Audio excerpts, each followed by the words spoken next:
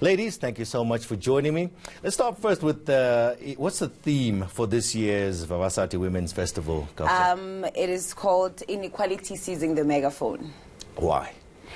Because it is time for women to seize the megaphone by themselves. I mean, in South Africa already, we know we're dealing with a whole lot of issues of patriarchy, inequality, and all that. So this theme also, we didn't want to have a theme that boxes women to say, here is a megaphone, voice it out, say whatever you want to say. Say your stories the way you want to say your stories without anyone censoring you, without no male counterpart telling your story. Yeah. Let you be the one who handle the mic and say your story the way you want to say it. So it features over 20 works that are strictly for women or done by women as well? Yes. Okay. We have about 24 productions done by women, from poets to musicians to exhibitions to theater makers, and even our crew is women. Yeah. The entire crew of the festival. So basically, all women. All of them, from stage manager to sound person to lighting designer to technical manager, all of them women. Mo Africa, you're a poet. Correct. Good to have you with us in studio. This is your book. Yes. It's called My Tongue is a Rainbow. Yes. Okay, tell us about it. My Tongue is a Rainbow. It's a collection of poems written by myself from my experiences ever since I've started out experimenting with words since 2005 professionally. Started way back in 1999. Yeah. So My Tongue is a Rainbow. I'm from Mamelodi, and it's like a concoction of languages, coming together. Yeah. And Afrikaans has been, taking the cream of, it's been a cherry on top amongst everyone's language. And that has influenced my work. Yeah. So I came to realize that I must celebrate my mother tongue, which is Sepedi. So My Tongue is a Rainbow.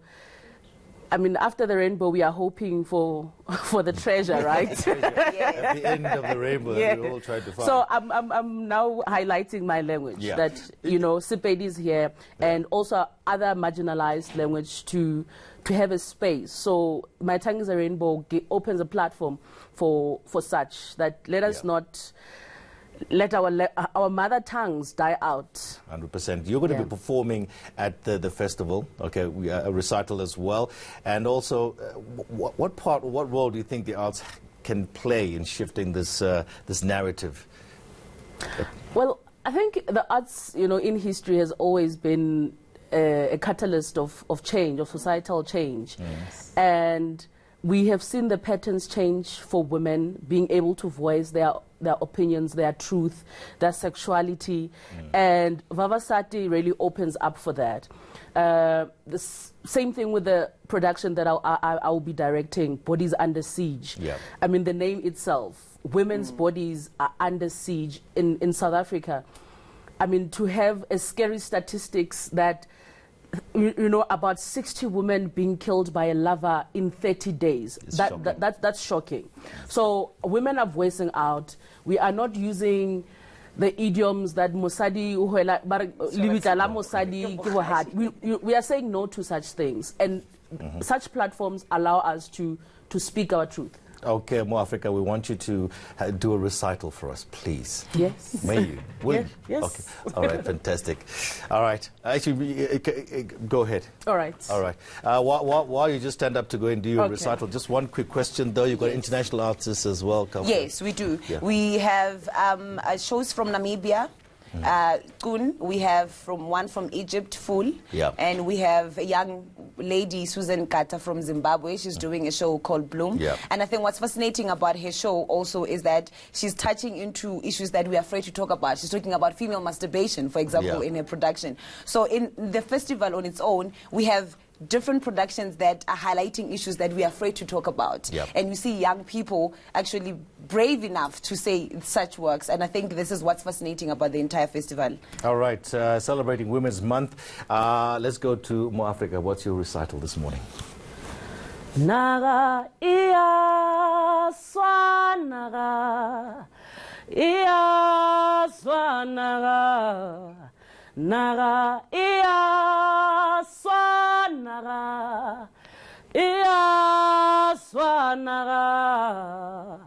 The city is burning down.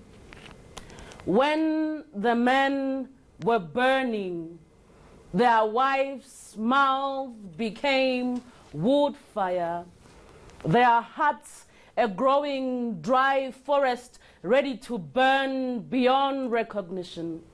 The soil an accomplice who had too much to drink with petrol the night before. Reborns are for those ready to breathe again. But we are dead here, in the hands of a lover. Patriarchy has clenched its fist, disguised as an intruder in toilet seats. We are burning here. And there is no smoke without fire. Here, our third-degree burns recite their names as mantras. Autopsy found that these men have been breathing chlorine trioxide. But autopsy must be wrong. How can a soccer ball do so much harm? Protested their wives. When the men were burning, their wives' mouth birthed Khaleesi's dragons, breathed out fire, burning their temples beyond recognition. Our hearts burned both ends, from smokes exchanged with our lips, from smoke signals between extinguished love. They have turned to ash, a cremation of love everlasting, reincarnating as love always. That's fantastic stuff. What, I mean, that's deep. I can see you getting deeper and deeper and more emotional as you went there. Mo-Africa, Amokhati. She's going to be performing at the Vavasati International Women's Festival. Kicks off at the State Theatre in Pretoria this coming Friday, celebrating Women's Month. Co-curator as well, Kaugelo Chabalala. Thank you so much. Thank you. All right.